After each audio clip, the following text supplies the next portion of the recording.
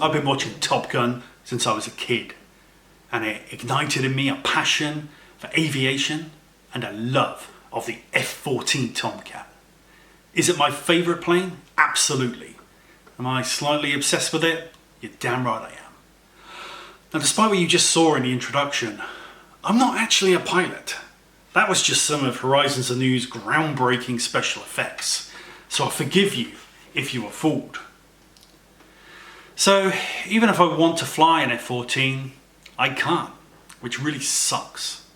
However, there are tons of video games where you can fly in an F-14, and that's what this series is about. Now, before we begin, remember, Horizon Zero Dawn needs you to subscribe. So please, show your support for the channel, and remember to click the bell icon so you can stay up to date with all of my content.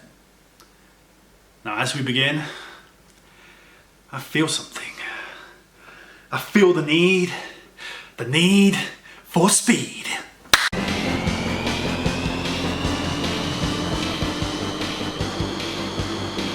Shoot down 8 enemies.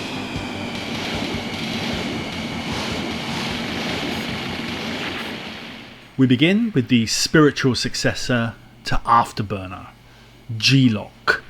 Not as well known as Afterburner, this is another masterpiece created by legendary game designer Yu Suzuki.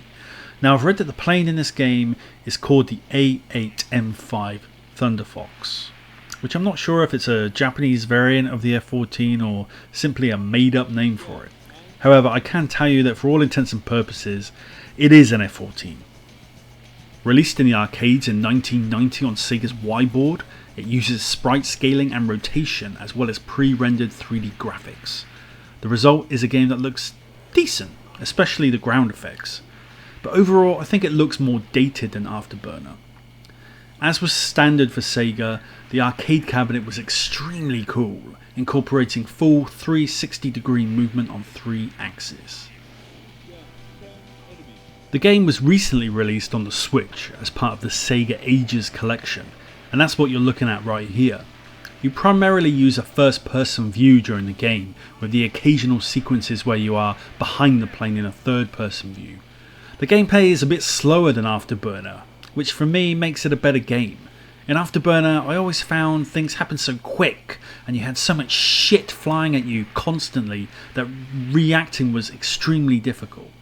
In G-Loc, I feel like I have more control over what's going on and have more ability to maneuver away from missiles and lock on and shoot down enemies. It's extremely responsive and smooth to play, and shooting other planes down and pushing up the throttle to dodge incoming missiles is thrilling and exhilarating, as it should be in this type of game. What I also like is how the missions are structured. In each segment of a level, you have a certain number of enemies you have to shoot down in a certain amount of time. If you shoot down enough enemies, you progress to the next segment. There are also moments where you shoot down ground targets as well as air targets, and you'll have to land on the carrier sometimes as well, which is awesome. It's a hell of a lot of fun, and as with other Sega Ages titles, there are various modes and options that make for the best possible experience. I highly recommend checking it out. G-Loc was ported to tons of other systems, including Sega systems like the Game Gear and Master System.